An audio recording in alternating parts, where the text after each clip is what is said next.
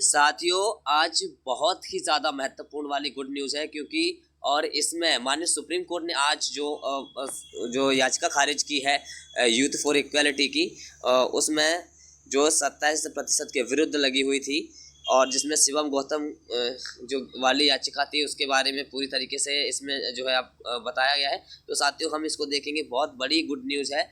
लेकिन ये कहीं ना कहीं ओबीसी महासभा और जो ओबीसी की तरफ से रामेश्वर सर और बाकी जो लड़ रहे हैं उन वकीलों का हम कहना चाहेंगे बहुत बड़ा अगर योगदान है इसमें।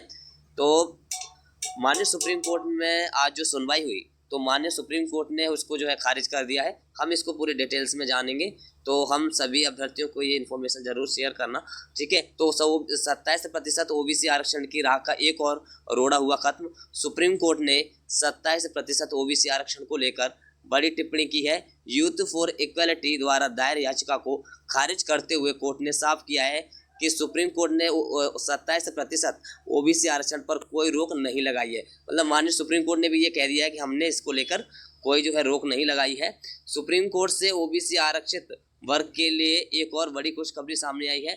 सुप्रीम कोर्ट ने एक और यूथ फॉर इक्वालिटी के द्वारा दायर की गई स्पेशल लीव पिटीशन खारिज कर दी है और ये भी साफ कर दिया है कि शिवम गौतम बनाम सरकार के मामले में कोई स्टे भी नहीं है।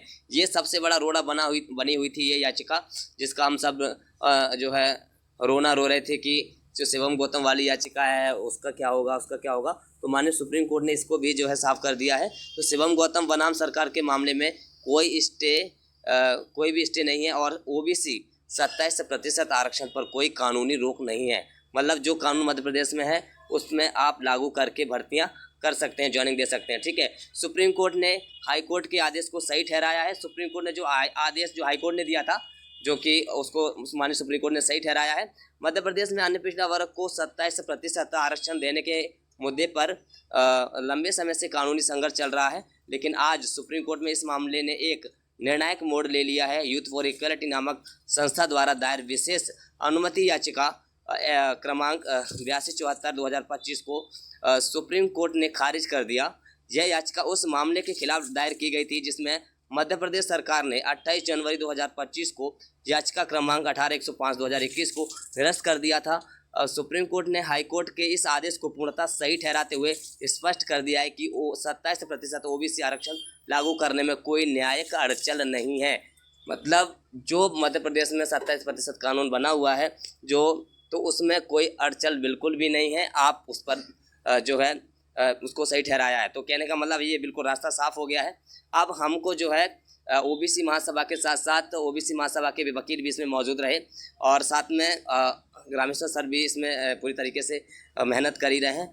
तो कानूनी तौर पे माननीय सुप्रीम कोर्ट ने भी ये बोल दिया कि इसमें कोई रोक नहीं है।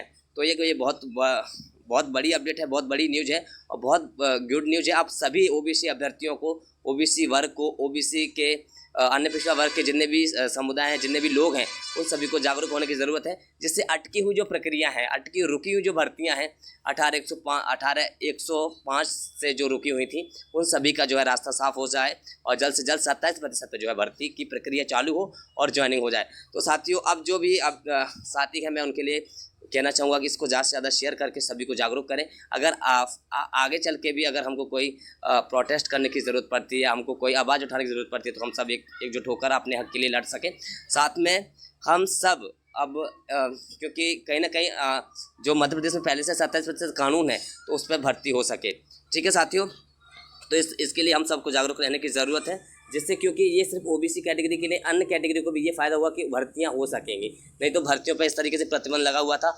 आज तक किसी भी कीमत पर किसी भी वर्ग में, चाहे एक वर्ग हो, चाहे वर्ग हो 2 हो, चाहे वर्ग 3 हो, किसी की कोई पदवृद्धि नहीं हो सकी, क्योंकि सरकार के द्वारा इस तरीके की और जो महाधिवक्ता के द्वारा ऐसे तरीके की जो है ओबीसी वर्ग के साथ अन्याय करके इस तरीके की रोक जो लगी हुई थी, तो कोई भी प्रक्रिया आगे नहीं बढ़ रही थी, ठीक है। सरकार की गैर हाजिरी पर उठे सवाल। सुनवाई की सूची में यह मामला सुप्रीम कोर्ट की कोर्ट नंबर 8 में सीरियल नंबर 22 पर लगा था। इस महत्वपूर्ण सुनवाई में जहां प्रदेश के लाखों अभ्यर्थियों के भविष्य का सवाल था, वहां मध्य प्रदेश सरकार की ओर से कोई भी अधिवक्ता उपस्थित नहीं हुआ। यह चौंकाने वाली स्थिति तब आई जब याचिका की प्रति सरकार को पहले से अग्रिम रूप से उपलब्ध कराई जा चुकी थी।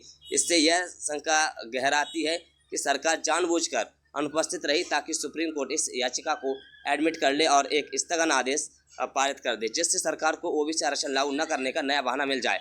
ओबीसी पक्ष के वकील ने एमपी सरकार पर उठाए सवाल। वरिष्ठ अधिवक्ता रामेश्वर ठाकुर ने यह सवाल पूछा कि मध्य प्रदेश सरकार की दिल्ली में सैकड़ों वकीलों की नियुक्ति कर चुकी है, जिनको प्रतिमाह करोड़ों रुपए का भुगतान किया जाता है, लेकिन जब सवाल ओबीसी जैसे सामाजिक न्याय के संवेदनशील विषय पर आता है, तब यही कानूनी टीम अदालती कार्रवाई से नदारद रहती है। यह स्थिति राज्य सरकार की प्राथमिकताओं पर गंभीर प्रश्न चिन्ह खड़ा करती है। यह सरकार केवल दिखावे के लिए इन नियुक्तियों को बनाए हुए है या फिर आरक्षण विरोध की मंशा के चलते जानबूझकर अदालत में उपस्थित नहीं होती है। ओबीसी एडवोकेट वेलफेयर एसोसिएशन ने एसएलपी कराई खारिज। तो इस मामले में यदि कोई पक्ष पूरी गंभीरता से न्यायालय में सक्रिय रहा तो वह था ओबीसी एडवोकेट वेलफेयर एसोसिएशन। इस संगठन ने प्रभावित अभ्यर्थियों की ओर से कैविएट दायर कर सुप्रीम कोर्ट में अपनी उपस्थिति सुनिश्चित की और यथासमय अदालत को वास्तविक स्थिति से अवगत कराया। वरिष्ठ अधिवक्ता रामेश्वर सिंह ठाकुर वीडियो कॉन्फ्रेंस के माध्यम से वरुण सिंह और संदीप सेन ने सुप्रीम कोर्ट में तर्कपूर्ण पैरवी करते हुए यूथ फॉर इक्वलिटी संस्था की वैधानिकता और राजनीतिक पृष्ठभूमि पर सवाल उठाए। ऐसा रहा सुप्रीम कोर्ट में फैसले का दिन। किस तरीके का रहा ये हम इसमें देख लेते हैं। पूरी तरीके से इसमें लिखा हुआ है, आज 7 अप्रैल 2025 को कोर्ट नंबर 8 में सीरियल नंबर 22 पर मामले की सुनवाई हुई। इस मामले में केविएट कर्ताओं की ओर से वरिष्ठ अधिवक्ता रामेश्वर सिंह ठाकुर वीडियो कॉन्फ्रेंसिंग के माध्यम से वरुण सिंह और संदीप सेन ने पक्ष रखा। जस्टिस एम सुरेंद्र और राजेंद्र बिंदल ने मामले की विस्तृत सुनवाई की। कोर्ट को बताया कि यूथ फॉर इक्वलिटी नामक संस्था देश भर में गरीबों और आरक्षित वर्ग के लिए बनाई गई नीतियों को गलत तरीके से चुनौती देती है। इस संस्था के बड़े पदों पर कुछ लोग काम कर रहे हैं और यह संस्था एक राजनीतिक दल के रूप में कार्य करती है। सागर विश्वविद्यालय के प्रोफेसर डॉक्टर वीरेश कुमार सिंह के द्वारा दाखिल शपथ पत्र का उल्लेख भी किया गया। सुप्रीम कोर्ट ने इस मामले को गंभीरता से लिया और एसएलपी को खारिज कर दिया। कोर्ट ने मध्य प्रदेश हाईकोर्ट के 18 जनवरी 2025 के आदेश को सही ठहराया, यानी 18/105 जो कि खारिज हुई थी माननीय हाईकोर्ट के द्वारा, उसको माननीय सुप्रीम कोर्ट ने सही ठहराया है और याचिकाकर्ता को निर्देश दिया है कि वे अपनी पहले दायर की गई याचिका क्रमांक 10/310/2019 पर हाईकोर्ट में आगे कार्रवाई करें। यूथ फॉर इक्वलिटी एक राजनीतिक संस्था, ये कहा था वकील ने। सुनवाई के दौरान अधिवक्ताओं ने सुप्रीम कोर्ट को बताया कि यूथ फॉर इक्वलिटी नामक संस्था केवल नाम मात्र की एनजीओ है, जबकि उसकी कार्यशैली पूरी तरह राजनीतिक है। यह संस्था देश भर में आरक्षित वर्गों की योजनाओं को कानूनी पेचीदगियों में फंसाकर रोकने का षड्यंत्र कर रही है। खासतौर पर प्रोफेसर डॉक्टर गिरीश कुमार सिंह के शपथ पत्र का उल्लेख करते हुए यह भी बताया गया कि संस्था का उद्देश्य सामाजिक समरसता को बाधित करना है। कोर्ट ने इन तथ्यों को गंभीरता से लेते हुए याचिका को आधारहीन पाया और खारिज कर दिया।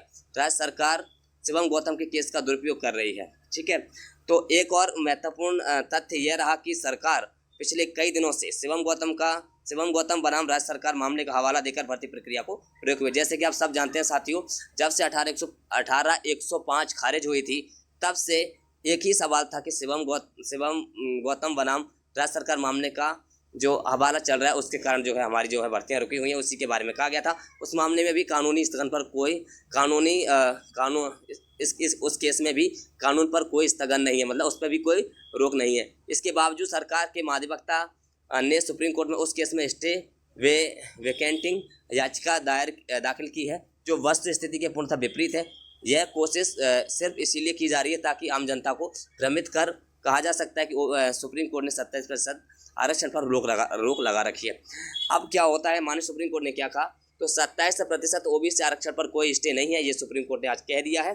तो सुप्रीम कोर्ट के आज के निर्णय ने पूरी स्थिति स्पष्ट कर दी है। अब प्रदेश में ओबीसी वर्ग को 27% आरक्षण देने में कोई कानूनी बाधा नहीं है। बावजूद इसके सरकार द्वारा आरक्षण लागू न करना संविधान की मूल भावना और सामाजिक न्याय की अवधारणा के विपरीत है। यदि सरकार अब भी भर्ती प्रक्रिया में देरी करती है तो यह सीधे तौर पर ओबीसी युवाओं के भविष्य के साथ धोखा होगा। साथियों, ये यहाँ पे बहुत बड़ी बात कही गई है माननीय सुप्रीम कोर्ट में आज, ठीक है, कि अगर सरकार अभी भी ओबीसी आरक्षण लागू न करना संविधान की मूल भावना और सामाजिक न्याय की अवधारणा के विपरीत है।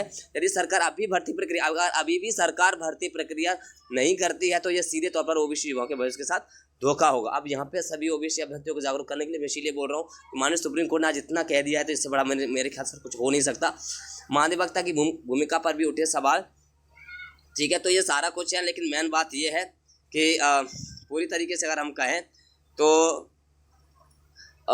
जो है मंशा जो भी रही हो मतलब सरकार की, लेकिन अब जो माननीय सुप्रीम कोर्ट ने जो है रास्ता बिल्कुल साफ कर दिया है, तो अब जो है हम सबको उसमें जागरूक होने की ज़रूरत है और जितनी जल्दी हो सके हमें अब इसके लिए और लड़ने की ज़रूरत है और अपनी मांग उठाने की ज़रूरत है। इससे हमें ज़्यादा से ज़्यादा कोशिश करनी चाहिए कि माननीय मुख्यमंत्री जी से मिला जाए, बार बार मिला जाए, महाधिवक्ताओं के द्वारा मिला जाए या अपने जो एडवोकेट्स हैं सॉरी ओबीसी वर्ग के, या फिर तो हमें उनके द्वारा मिला जाए या अन्य मंत्रियों द्वारा मिला जाए। मतलब हमारी जो भर्ती प्रक्रिया रुकी हुई है, माननीय सुप्रीम कोर्ट ने भी ये कह दिया है कि अभी भी